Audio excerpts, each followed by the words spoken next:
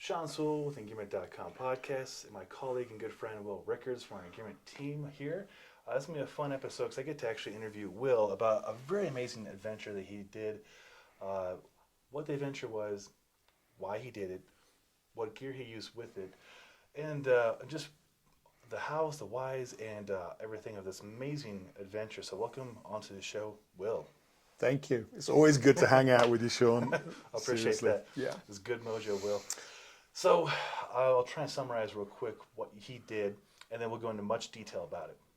So Wil and his son Kai live on the east side of Denver, Aurora. Wil bikes to work, as you can see here. Got his bike here. Him and his son Kai biked here today, actually. And he embarked on a crazy adventure, at least to me. I'd like to bike to work myself. But the amount of biking that you did in the adventure, 75 miles from his home in Aurora, through all of Denver, up the Front Range, up Mount Evans, which is over a 14,000 foot peak. It's a lot to unpack here, Wil. So tell me about this adventure, how it came about. Yeah. I love the fact you want to talk about the why first and then move on to the how and the what. But let's start with the actual ride. Yes. It's 150 miles from my house to the top of Evans and back, and it is about 11,500 feet of ascent. So it's pretty sizable. It's a stretch goal, right? Yeah, stretch goal. It's a massive stretch goal, and it felt like the right thing to do at the time. I don't know, but how do you get to a point where like this feels like the right thing to do at the time? Going from how many miles is it from your home to work at the time? Yeah, I commute 6 miles to work and 6 miles back. So that's pretty flat. Yeah, that's pretty palatable for a lot of people. And on a recreational day, how much mileage would we put in? Like 20? Yeah, I mean, so when COVID started, I definitely started picking it up a little bit more, and we would do up to sort of 50, 60 mile rides, but then that kind of stopped. And I wasn't doing 50 or 60 mile rides. I was just doing my commute. Yeah. Yeah. Okay, so 50, 60 mile ride, that's a big day. That's a big day for me. It's a big day for a lot of people. And that's just biking around, not with an objective to go up a mountain. Yeah. A sizable mountain, one of the biggest ones in the state. If you know 14,000 feet, this is over 2.5 miles tall. Yeah, just that we live at Denver's known as 5280, right? So that's the height of Denver, and yes, Mount Evans is 14,264. I want to say it is. Yeah, the summit. I'll go with that. It's over 14,000 feet. It's over 14,000. Yeah. And to get some context for people outside of Colorado, Mount Evans, there's a road. You can go up it. You can drive up it. Yeah, so it's one of the few 14ers where you can actually approach it in a vehicle or other mechanical way. So people do it on bikes, but a lot of people do. Like a section of it. Yeah, I mean, when people ride it, they generally ride from maybe Idaho Springs, maybe near Evergreen. A lot of them from Echo Lake. So, 3 places that are significantly closer to the summit and less height gain. So, yes. Sure, but still. It was a stretch goal. Yeah, for sure. And to paint some more picture on this, Echo Lake is kind of at the base of Mount Evans area. It's 14 miles to the summit. Yeah, but it's still 14 miles up. Yeah. The Idaho Springs is the next town down. Big town down, yeah. So you have to go up, whatever they call it. It was Squaw Pass. I'm sure it's changed names by now. That's Evergreen over Squaw Pass. Yeah. Yeah, and those towns are also at 7,000 feet or so. Yeah, 7 or 8. Yeah, so it's still a hard thing to comprehend. Yeah, I guess I ought to tell you the why. Yes. And I think a lot of people will relate to this. We were coming out of COVID, and COVID sort of messed with my head, messed with a lot of people's heads, and ultimately, I was not feeling particularly fulfilled. I didn't have a lot of self-esteem. And I was struggling. And so I wanted to make some changes in my life. That was a big motivator for it. Yeah. my background's in education, and I feel a lot more fulfillment and joy when I feel like I'm inspiring other people. So that was a large part of it. And I've been an adventure educator for a long time, so I believe in the power of adventure. And so this was a big adventure, and that was a large part of it. And I'll define adventure as the feeling you get from an uncertain outcome. It doesn't have to necessarily have a lot of risk, although, there's risk of failure as well as sort of hazards. Yeah. There was a massive risk of failure here. And it was like, I hadn't ridden a road bike in 22 years. Oh, wow. I hadn't ridden hills since Kai was born, really. So he's 18 now. Yeah. Wow. It was a stretch goal. It was. Now, about adventure, there's a quote, hopefully I say it right, from one of our, well, at least my hero, probably yours as well, Yvon Chouinard, founder of Patagonia. Something to the effect of, adventure is when things don't go according to plan. And but I also like to preface it like, I don't seek out adventures to go wrong.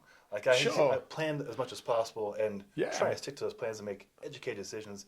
With your plan, I think the risk of failure was probably the biggest risk. It wasn't like a risk of like going off the side of a mountain or other. Sure. No, I mean, I didn't anticipate getting hurt. Although I'll be real, I didn't know if I wouldn't be hallucinating and falling off my bike by the end of the day. I was worried. I'd never ridden a century at that point. Yeah, a century is 100 miles. Yeah. So I literally had this just sort of a little moment of madness, an epiphany, whatever you like, riding into work one day. I can see Mount Evans as I ride into work. Yeah. And I'd always thought it'd be great to ride up there, and it always retort was, "Don't be stupid, Will. You're not the person to do that." Until you did it. And so, that's for other people. I mean, it's not that athletes don't ride up Mount Evans; they do, But it's like when someone who's literally getting off the couch, apart from a short commute, goes for it. So it was like I say, it was a stretch goal. Yeah, very much so.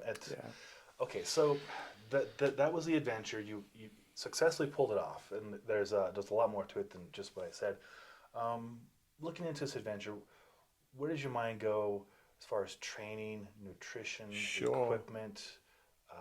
Time for training for this. I definitely want to talk about that, but I want to unwrap the why a little bit more because I think, for me, one of my main reasons for doing it is to hopefully encourage other people to do it as well. And if you're watching this, I definitely ask you to consider what would be a stretch goal for you and what would help you, and why would you want to do it in the first place? Why would you want to put yourself out there? If I looked a little bit more deeply about what was going on, man, I'm getting older. I'm closer to 60 than I am 50 these days. So that's really scary, right? So I'm watching the aging process and I'm thinking, oh, jeepers, my body doesn't work quite the same way as it used to. Yeah. That potentially is scary. Yeah.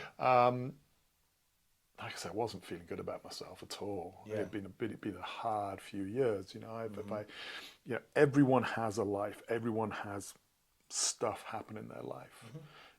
I know you know that. I know you've put up with a lot of battles over the last few years, and I was dealing with that. Not that long ago being divorced. I was not long after that I became a single parent. Then my ex-wife didn't manage. My ex-wife got cancer, and we found out about that as COVID was starting. Right when it was starting. And just so that Kai spent more time with his mom and got to know her, we invited her back into the house at that point. So we spent 18 months sort of watching her demise, which was hard. There was a lot going on. And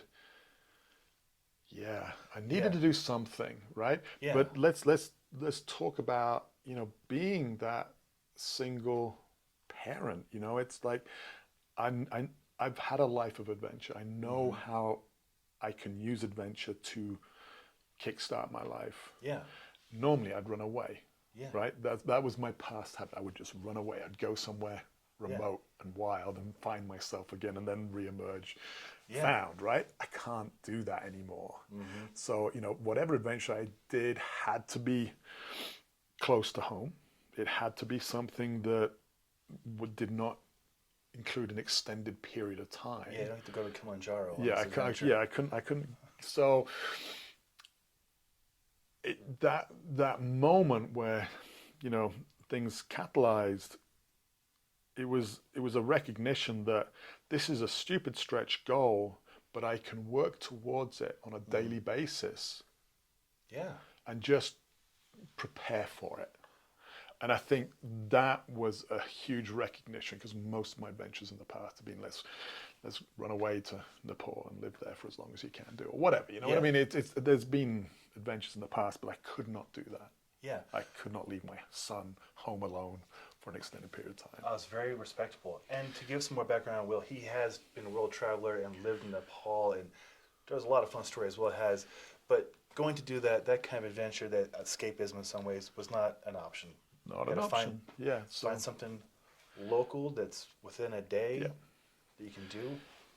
And then the other piece of that is, through my work as an adventure educator and through my personal experiences, I know how powerful adventure is. I know how it teaches life skills that can be used in, both in society and at work. I know how it helps to sort of bring fulfillment and excitement and joy into your life. So I needed to do an adventure.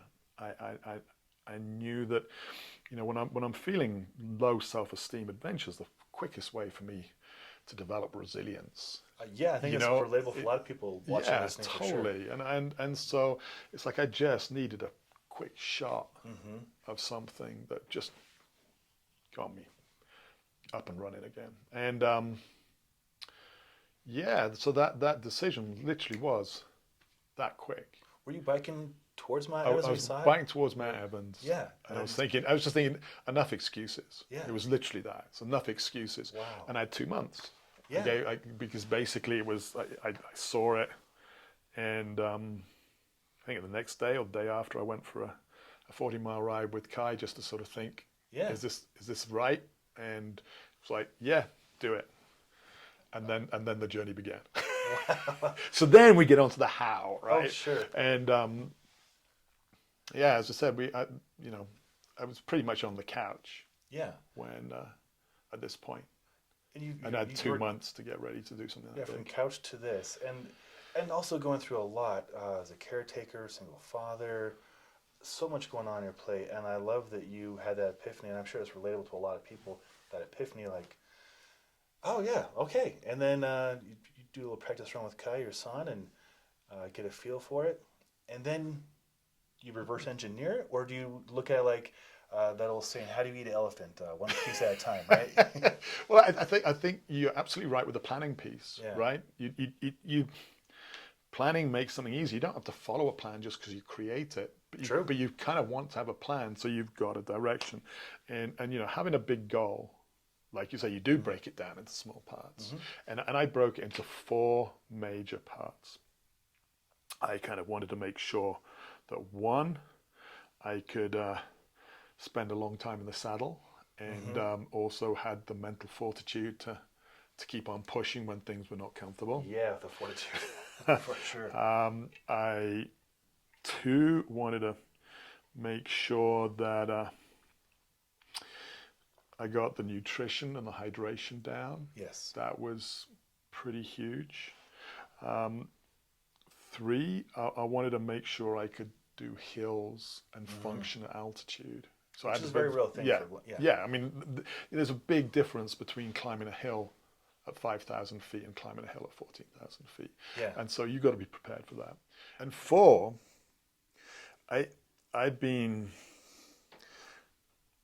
I've spent time working in PE departments in universities because of my field. And I'd come across this guy called Phil Maffetone that a lot of my colleagues thought was a bit hokey. Oh, he's the best. Maffetone method. Yeah. But he sort of really got me thinking about heart rate. And then, what Maffetone has been saying for the last 30 years, 34, certainly 30 years, more people are aligning with him at the moment. Oh yeah, Not necessarily exactly the same, but they're saying the same thing. It's all about heart rate. I wasn't out to beat speed records. Yeah. I just wanted to get to the top of that thing and get back home. Yeah. So not a fastest known time to do this. Yes. Just a known time. Yeah. So absolutely. So the 4 things, like I say, I wanted to figure out how to spend, well, it ended up being 16 hours in the saddle. Yeah. Right? It's not easy. Oh no, I feel it on my and- bike to work. Yeah, and being mentally strong for that, as well as being, having a leather ass to sit in that saddle, Yeah. to, climbing those hills. I mean, going uphill obviously requires more power than spinning on the flat. Yeah. So I had to be able to do that, and I had to be able to function at altitude. And then, nutrition and hydration. We'll talk about that in more detail, and then heart rate training. So those are the 4 things that I really worked on and learned about. And then the other piece was I had to collect the right gear to do it. Yeah. So I mean, obviously, We love gear. we love gear. That's I mean, what we we do. both do the engearment thing. Yeah. So, I'll talk a little bit about Sounds that good. as well. And from a health perspective, Maffetone meth is a really simple formula to use to figure out what zones you're in and where you can sustain. Yeah. Right? It's not about like peak output; it's about the sustaining. Should we talk about this? We should. Because I think this is Yeah. fascinating, and I did a lot of digging prior to this, and Sean will know more about this than I do. This is the physical trainer here. But from what I got to understand, right, is that we have heart rate zones, and when you are operating at about 65% of your maximum heart rate, then what you do is that you burn fats as opposed to burning sugars, glycogen. You don't create lactic acid, which is freaking huge if you're going to be out for a long time. Yeah, and I can double down on that here in a second. Yeah, you are developing your mitochondria. This is so geeky and so cool. And there's a book on the shelf behind us on this very topic that Yeah. I'm actually in. We're talking about mitochondria. So mitochondria, these amazing things in your muscles that basically help your muscles to become more efficient. I read a book, talking about books, called Natural Born Heroes by the same guy that wrote Born to Run. Incredible book. And he was talking about this. That got me started. He really got me into Maffetone as well. I'd been listening to Maffetone a long time ago, and then I got reintroduced, and it was like, oh my gosh, this stuff is good. Yeah. But ultimately, as soon as you go over that little sort of few beats per minute over it, suddenly you're burning sugars and not fats. You're creating lactic acid. It's game over if you're going out for endurance. Yeah, you'll get smoked. You'll be sore. And the lactic acid part, oftentimes it's raising hydrogen is what's going on, and then it causes this really systemic fatigue, not just muscularly, but everywhere else. It's pretty demoralizing. You don't want to spend a lot of time there. You really don't. Yeah. I mean, if you're racing, obviously you're It's going part to of the spend race, it's but part of the race. And you watch someone like Jessie Diggins when the cross country. Oh my God, she just lives in that sort of just in a place where I couldn't. Yeah. And she perpetuates that. And you're thinking, how are you doing that? How are you keeping that going? But my goal was to really train heart rate. Yeah. And train to heart rate, so that I was, I put an alarm on my watch, so if I started to get too high, and it's like, okay, Back off. breathe, back off. And I love it. And it's been shown that you can get faster within specific heart rates. So you really want to train your zone to heart rate, which, like I say, is about 65% of your maximal heart rate. I love it. And you want to spend 80% of your time there, even if you're learning to race. For sure. And then you spend 20% developing power. I didn't even need to develop that power, in all honesty. I just needed to be able to climb hills. Exactly. And the power, I'll sidebar real quick. The book I'm mentioning that I'm in with Pavel Tatsulin, we do go into the power part briefly, but then recover. So mitochondria can recover, and the creatine phosphate system, the very first energy system, can recover. And then therefore train the mitochondria to be more efficient. So you can do more endurance in the mountains. Exactly. Yeah, so it's an approachable technique, whether you're on a bike or training in a gym. And also the cool thing the study showed was it changed the telomere length in people. So like their actual physical age was younger than their age on their ID. Just all kinds of positive rewards out of training intelligently. Much. And the easiest way to know if you are within zone 2 is you can have a conversation. It may be a bit strained. If you can't converse, you're pushing too hard, basically. That's a great measurement tool right there. The talk test, we call it. Yeah, exactly. Sweet. That's a bonus sidebar we did not know we are going to get into. Yeah, so big win. The heart rate. Well, let's talk a bit about nutrition as well. So, generally when I'm out, I've always taken bars and stuff like that, right? Which are basically sugars. Yeah. And they're useful if your heart rate is higher. But you're just replenishing stuff. But ultimately, if you are maintaining a lowish heart rate, then the thing to focus on is actually eating carbs. And I spent, I started following Skratch Labs a number of years ago because they make these great hydration drinks out of Boulder. Yeah, out of Boulder, fantastic, Colorado. fantastic company. Started by a few people, but the two people that sort of really headed up were Alan Lim and Bijou Thomas, and basically they worked for bike teams, basically feeding them. And Alan Lim is a nutritionist, and Bijou is a really good cook. Well, that's a good marriage right there. So they wrote a few cookbooks some time ago, and one of them, and I'll put a link in for this. One of them, I think, is hands down the best book I've read with a treatise on what to eat if you are doing endurance sports, and then giving you recipes. So it breaks down the science. It's fantastic, and then it gives you these recipes for sort of hand food that you can literally stuff in your pocket, pull out and eat on the way. One of the biggest things was rice bars. So I made a lot of my own rice bars, like a lot. Over the 2 months, I ate so much. I basically trained myself to eat every hour, which is hard when you're... Wow. So, it's like... I could imagine doing that. And so sticky rice, and I had two basic recipes. One was breakfast. So cook breakfast with rice, sausage. Into a bar? Yeah, and yeah, well, I put them in their little baggies and eggs. So it's a sort of a bound rice mixture. You had like a egg breakfast hand roll? Yeah, basically, and in a baggie, and you just pull it out, and I'd be eating one of those every hour. And then I had a sweet one, which was basically lemon juice and sugar, and mint leaves and raspberries in another one. So I had a sweet and I had a savory. And I was knocking one of those back, and they're probably about 250 calories apart, but I was knocking one of those back every hour. Yeah.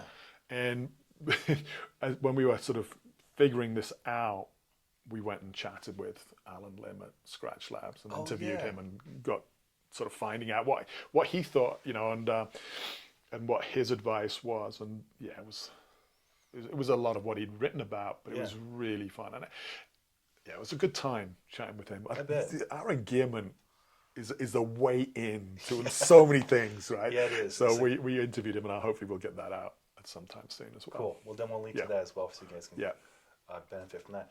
All right, so we got the nutrition down.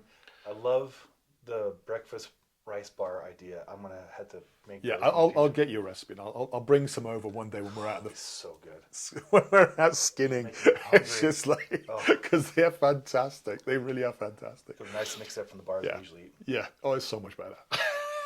I love it. So we got the training down, Maffetone method. Yeah, so that's the heart rate. We talked about nutrition, hydration. I mean, you obviously have to just guzzle Oh my gosh, fluids. so good, Our friends at Skratch Labs hands down my favorite Yeah. of these sort of isotonic drinks, which Yeah. got enough salts and sugars in that they get absorbed by your body pretty quickly. You know, one of the things we were talking about with Alan was I was taught to make my own isotonic drinks when I was at college. That's a long time ago. I was the same age as Kai. But they tasted like ass. Yeah. It's this mixture of salts and sugars, so Yeah. fructose, sucrose, and potassium chloride, sodium chloride, just a bunch of stuff. And then we would mix these powders in a big plastic bag, sat down of an evening, and then just scoop them out. But they tasted disgusting. When you mix On them with paper, they have all the things you want. they have all the things you want and need, and then we put fruit Yeah. juice and water in. Yeah. But it was horrible. I'm trying to keep it down when you're sort of like, this is fascinating, right? Because back in those days, I rode my bike a lot, but I would never ride over 65 miles. And the main reason was that one of us would bonk at 65 miles, and we never figured out how to stop that. I've just given you the formula for being able to do long distant rides. Keep your heart rate down, eat plenty of carbohydrates, drink lots. Electrolytes. That's it. Boom. That's all you got to do. And if you do those things, you can go forever. When I did 18 hours, right? Yeah. Well, this is a life hack right Yeah, here. it really is. So yeah, nutrition, hydration, heart rate, saddle time. Sail time, yes. Oh my gosh. So literally you start off at 40 miles and thinking, okay, how do I get to 140 plus? And it's 20 miles at a time. Yeah. So I did 40, I did 60 the next week, I did 80 the next week, I did 100 the next week, I did 120 the following week. And I basically built it up over a few weeks. And, you know, I gave myself Kai got COVID not long before, and I'm just super worried that I'm going to get it and that I'm not going to be able to do it. So I took a week off when he got COVID. So I had a complete rest week. I didn't mean to, but I had a complete rest week about 2 weeks before I did it, which was probably a really good thing to do. Oh, yeah, I agree. Yeah, and but you know, that week prior to that, I'd done both 100 and 120 mile ride in the same week. Wow. You know, and following the same things. It's just building it up over time, and eating right, training the eating. I mean, you know, I got big pockets in my shirt, right? They're generally stuffed full of food. It's actually a camera at the moment, but usually it's just stuffed full of food. The reverse kangaroo. Yeah, exactly. Gear. Yeah, we should talk about hill climbing as well. Hill climbing, yes. You know, literally, because I knew I was going to be going to 14,000 feet, I had to spend a lot of time in the weeks prior at 13, 14,000 feet. Makes sense. So, you know, I was hiking 14ers, not riding them, but I was hiking them. We were camping, you know, doing backpacking trips at sort of pretty high up, just so that I was functioning at that height. And then once I'd hit the 60-mile mark, I started doing, we got some absolute gem, you know, road hill climbs just outside of Denver. And so I started doing those once I hit the 60-mile mark. And makes sense. Yeah, and I refused to ride the upper part of the mountain. I didn't want to know it. I didn't want to do it, but I did a loop a few weeks before I did it that included sort of my halfway point, I guess. Was the reasoning there so it would be kind of a fun carrot or reward to get to go do it and experience it? No, it wouldn't be an adventure if it wasn't. Oh, that's fair, yeah. You know, it's like, you know, I definitely wanted to make sure that it was unknown. Okay, makes sense. I didn't want to know that I could do all the bits and I just had to link them together. Sure. It's like sport climbing. Sure. I prefer trad climbing. Yeah, I like to sort of make it up as I go along and just figure it out. Yeah. So, yeah, that was a large part of it. Makes sense. Yeah, and then gear, like you said. Oh my gosh, the gear. Okay, so being a Engearment, we do have a great an opportunity to work with a lot of companies, as you know from the videos and the write-ups. So this became a fun angle too, to pitch this idea to what gear to use and why. It could have been easy and just be like, give me the lightest thing out there. Absolutely. Yeah. I had a friend who was basically a bike reviewer, right? And he goes, what bike do you want? I'll get you the lightest one possible. And I went, I don't. And why? Why? Because I wanted this to be accessible to everyone. And, a light bike, you're looking 6-7+ grand. Not accessible and to me. I'm not going to spend that on a No. bike personally. I wouldn't expect anyone else to spend that on a Right. bike. So I needed a bike that I knew was capable of doing it, wasn't going to make me completely hate the experience. Yeah. So I wasn't going to go up on some heavy piece of, Exactly.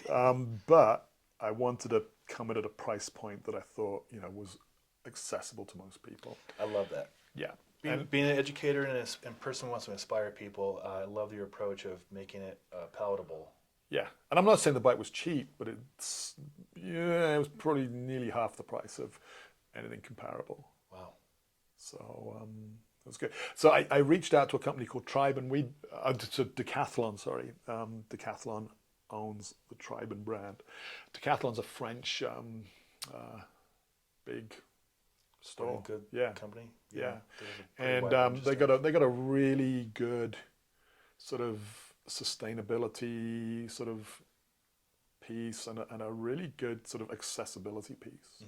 And their prices are great. It's a big box store, right? Their prices are fantastic.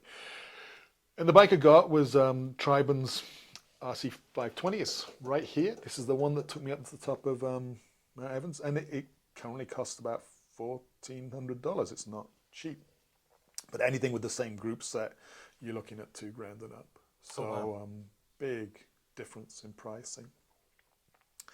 I wanted a bike that was comfortable, that was sort of designed for long haul rather than quick, swift. And I got chatting with the PR company for Decathlon, and we decided on this. I'd originally thought I would go for a gravel bike, but they swayed me towards a road bike instead, but a really comfortable road bike with a really sort of relaxed geometry, and it was fantastic. That's awesome. So yes, not the cheapest thing in the world, but if you go, the bottom line is you've got to invest something, right? Yeah. And you spend time building up to things. I was lucky with Engearment that I could literally go and ask for something, which is It's a nice end. it really is a perk of what we do. Yeah. But like I say, I didn't want to just ask for a $7,000 bike. Yeah. I wanted to do it on Then something the that was more inspiring real. story wouldn't be as approachable. Yeah, Yeah. exactly. So that was the bike. The bike was fantastic. And then we got talking with Pearl iZumi for layers, and that was key. I mean, if you can imagine, I started the ride at 2:30 in the morning down in Denver. It was the beginning of October, so it's not warm. Yeah, probably in the 30s. Yeah, maybe even the 20s, high 20s. Yeah. It was chilly. It was somewhere around there. And then, during the day, coming back down into Golden, it's going to be like 50, 60, maybe even 70 degrees, right? So you got a complete full gamut. Summit is going to be less A than lot less, yeah. freezing. So you get the full gamut. And when I'm out hiking, I got a backpack. Not quite like you. I don't carry the kitchen I do carry sink, everything. but I do carry a lot, Yeah. right? And I do think about my layers, and I'm able to sort of play with them. But with this ride, I was basically had to carry everything. So if it didn't fit in the back pocket along with all my food, I did have a couple of bags on the bike as well. But So it was a self-sustained mission here. yeah. Well, the nice thing was I had James filming it, so I had spots where there was someone with me. Sure. But and I put some things in James's car because he was going to be riding an electric bike to the summit with me. So and he had panniers, so he could put stuff. Oh, sure. For that, but for the most part, I wore the same layering system, and apart from the hottest part of the day, I wore the same clothes pretty much all day, right? So, Pearl iZumi's Expedition bibs and top jersey, fantastic. They're designed for long days. The big thing is you want a nice piece of chamois under your butt if you are going to do that, and the Expedition bibs has massive piece of chamois. You also want pockets because you're carrying more than you would do if you're out for a quick sprint around the yeah. park kind of deal. So both of these have lots of pockets. But then there was a few other things that made the difference. One, I got leg warmers. You don't want to be wearing just shorts, in all honesty. So, and I wore those leg warmers most of the day. I had a top from Pearl iZumi as well, which is made out of Alpha Pro, the Polartec material. Polartec, yeah. Yeah. Oh my gosh, it's developed by Special Services. It reminds me of the old Helly Hanson's, very pilled kind of feel to it. So you're getting a lot of air trapment for not a lot of fabric. Makes sense. Unbelievable. I think since you'd had that, a couple of companies have created more of that exposed insulation.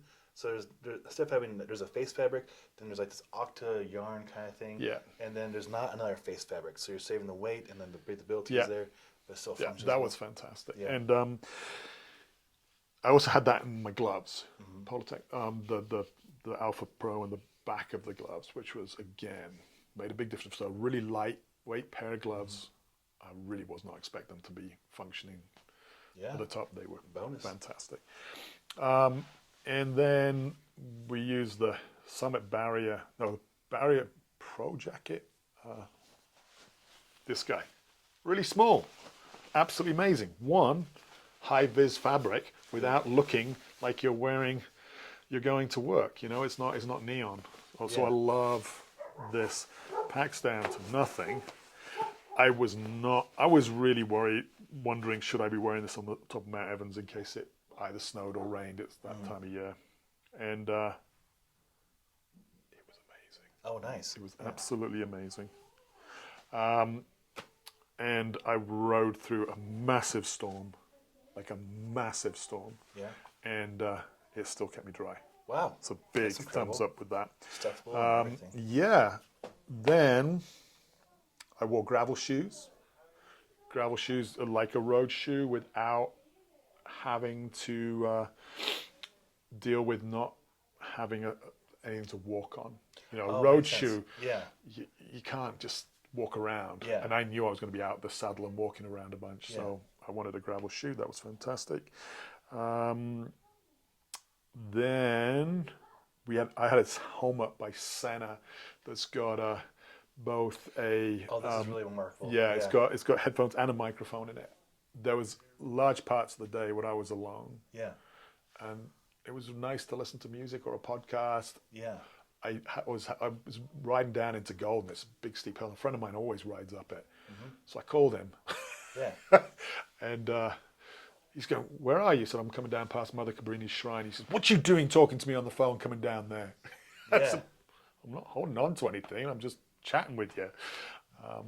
That was pretty cool. And I've been on the other end of the phone calls when Will's been training, and the microphone is like right here, I think. Yes, right above my nose. Yeah, so he's been able to communicate, and I thought it sounded really quite good, so actually. it's amazing how. Anyway, so that was pretty cool. And I mean, we really kept it down to not a lot. Yeah, minimalist.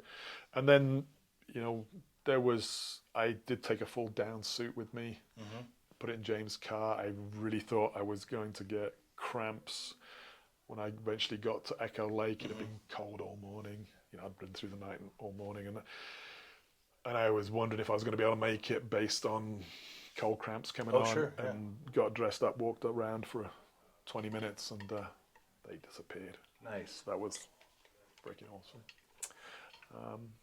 And I think that's probably it for gear. Well, the gear worked, and I love that you made it just not the most expensive, lightest hybrid prototype next year's model, so it's not even attainable by anybody else. Yeah, I'll put a link to all the stuff I was wearing. That'd be helpful because it was really, you know, I feel like I nailed it. Yeah. So I guess we should talk about the day. Yes, the day. So start at 2:30 in the morning. Start at 2:30 in the morning. It's crickets outside. It was pretty wild. But, you know, I was so nervous. Yeah. I was so nervous. You know, I'd gone to bed at probably way later than I should have done. Sure. You know, because you're spending time getting ready. I was still cooking. I was cooking the night before, making sure I had loads of rice bars to go with. It was, Kai's asleep, and I'm just pushing the bike out the door, thinking, what the hell?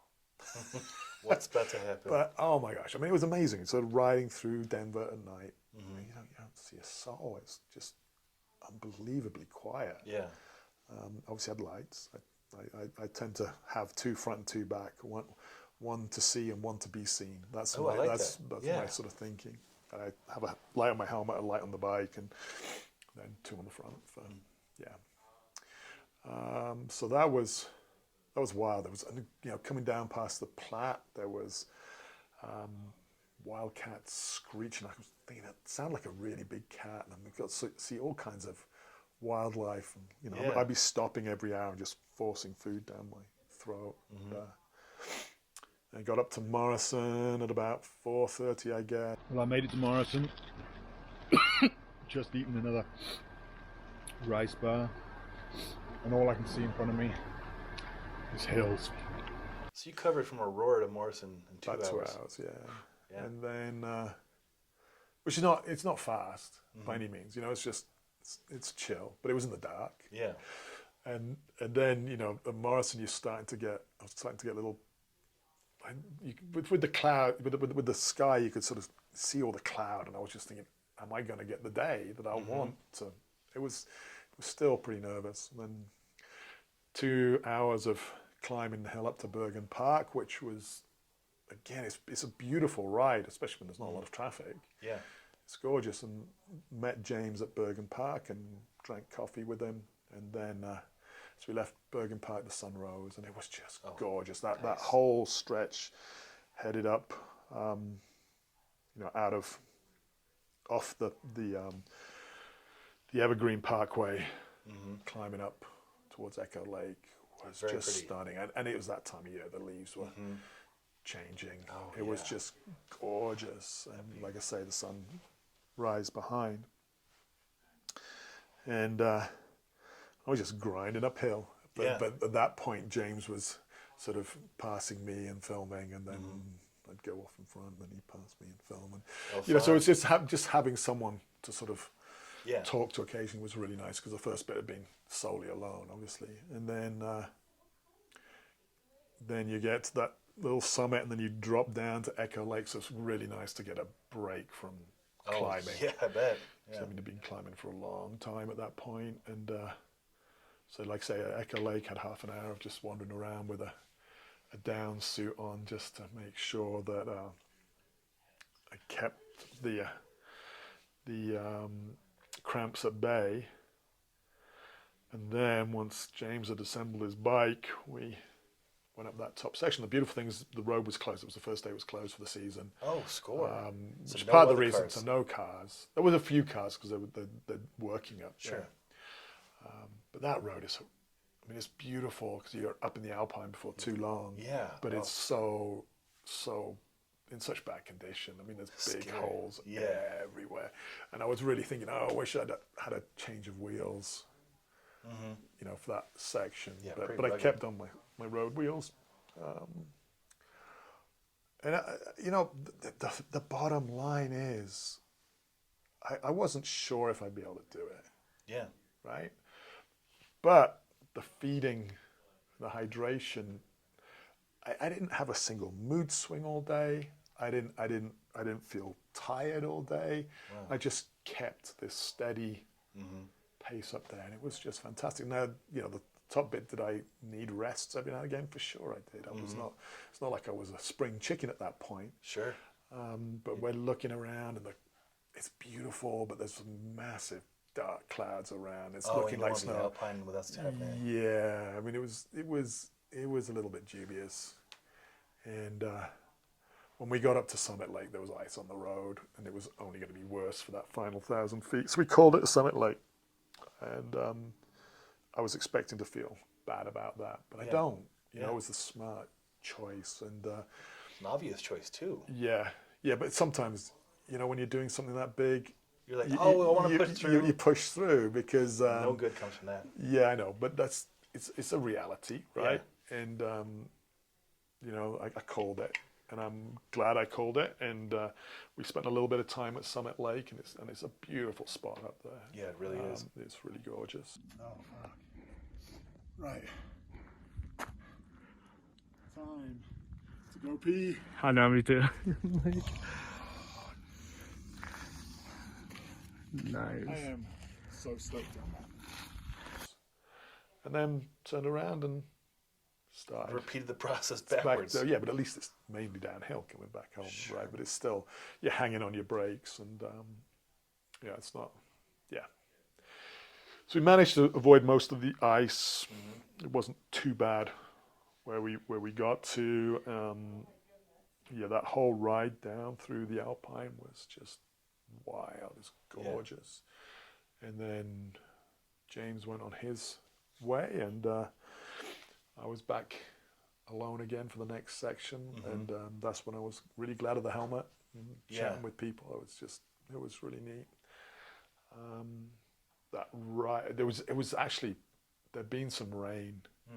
I didn't get rained on myself at that point, but the road was greasy coming down into Bergen Park, which was a little bit intimidating at times. I mean, just because it's just down, and it's down, and it's down, and you know, you obviously don't want to burn your brakes out, and but it, you know, it's a long way down.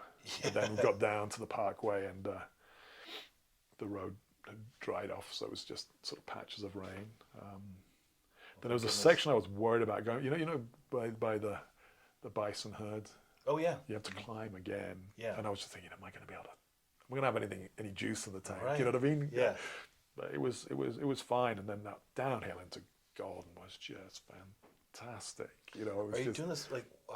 Is there a path, or are you on I-70, or how did you no, approach? don't touch that. So mixture of bike trails and frontage road. Okay. But yeah, there's a. I didn't touch Thank any goodness. really busy highways at all. And then I met a friend at Golden, where he met me, and so I had someone to ride the last 30 miles with. Oh, that's refreshing. Keep you on. Yeah, well, I'm like I say, I was expecting at that point to have got to a point where I was hallucinating. I thought I'd be so drained, but I wasn't, and it is all down to what we were talking about with food. Yeah, tools in place. Fantastic. Yeah. Then, not too far from Golden, the heavens opened, and we had the mother of all storms. I mean, it was just, rain was bouncing off the blacktop. I wish I'd had footage of that. But I was not in a place to take footage. But it would have just been such heroic footage. You still bike through that? Yeah, we kind of had to. I mean, and then this is why I was really glad of having Em with me, because I'd have probably just hauled up under a bridge and gone to sleep and not been able to motivate myself to finish it off. But, you know, just following on the back wheel of Em's bike, he just kept me going through it. And it was just, it was heinous. Yeah. It was savage, but it was kind of cool at the same time, you know, and I wasn't, like I say, I wasn't wet, because the jacket was unbelievable. And got home just as it was getting dark, about 6:30. So 2:30 a.m. to 6:30 p.m. Yeah, exactly. Wow. Yeah, it was a lot of work. It was a big ride, but like I say, I mean, I felt good when I got home. I'd felt good all day. I was, you know, I felt like I'd done something for sure, but I didn't feel like I'd done too much. Yeah. And, you did a huge physical and emotional exercise. Yeah, it was fantastic. And, you know, and I think about just giving yourself that kind of stretch goal. And it's not just that day. It's all the stuff that led to it. I mean, the amount of riding I did last summer was huge. I don't normally ride those kinds of distance. I was, you know, I was clocking 300-mile weeks at one point. Yeah. And on Strava, a lot of people were noticing. A lot of our friends were commenting, like, "You see what Will did today?" Yeah. Yeah. Inspiring. And it's just a really neat feeling when you sort of have a reason to do that. Because I'm one of those people that, you know, if I don't have a reason, I sometimes don't do stuff. Yeah. So having those stretch goals really pushes it. Makes sense. Yeah. And now every time you look at Matt Evans, you can really feel connected and feel proud about it. Oh, absolutely. Yeah. And it's 6 months later now. Yeah. And still, every time, you know, I'll go for a bike ride and I'll go to a certain part of town where you can see Matt Evans and just thinking, Yeah. Part of your life. Yeah, I've done that. And, you know, it's neat to feel proud and good. And you know, one of the reasons for doing it, one of the whys was, you know, I said I want to inspire people. I really want to inspire my son. You know what I mean? It's being a single parent. There is not a lot of point in sweating the small stuff. I don't want to alienate my son. He's a teen, right? Yeah. He does stupid stuff, and if I dwell too much on that, and I'm sure he'll tell you that I dwell too much on that, then, you know, we're going to alienate each other. Yeah. And he doesn't have another parent. Yeah. You know what I mean? And I don't have another child. And so it's like, rather than showing what he's doing wrong, it is so very important for me to show him what he can do right. Yeah. And modeling stuff is huge. So, you know, modeling a big stretch goal and letting him see the benefits of that have been fantastic. And I feel good about that. Yeah, on a lot of levels. Yeah. So what are some more takeaways from this experience? Yeah. You can't have an experience without having some, right? Sure. Yeah. So I think, you know, I've always valued adventure, but I think I recognize its value even more now. And in terms of how can something so ultimately silly, right? Riding a bike up a mountain, what's the point of it? Sure, from the outside looking in. But you know, there's a massive point to it. It you know, I walked away from there feeling so much better about myself, feeling That's like huge. I was capable, feeling like, you know, I reminded myself who I was when I was younger, and realizing that I can still be that I can still age gracefully and still incorporate adventure into my life. And by doing that, I will, one, find the initial fulfillment of doing something, you know, that feels like I've accomplished something. Yeah. But also, that fulfillment lasts a lot longer. You know, it's a case of not only did I do that, but I see how it changed things. You know, I'm more likely to go and do. So, you know, I'm already planning what I'm going to do that's bigger and better next time, because it's like, Oh boy. you know, I never got to that place where I was hallucinating. I never got to that place where I was falling off my bike, so I couldn't have pushed it quite hard enough. You know, Still a little hit run left. So yeah. So who knows? I don't know. Yeah, I've got some ideas for what to do next year.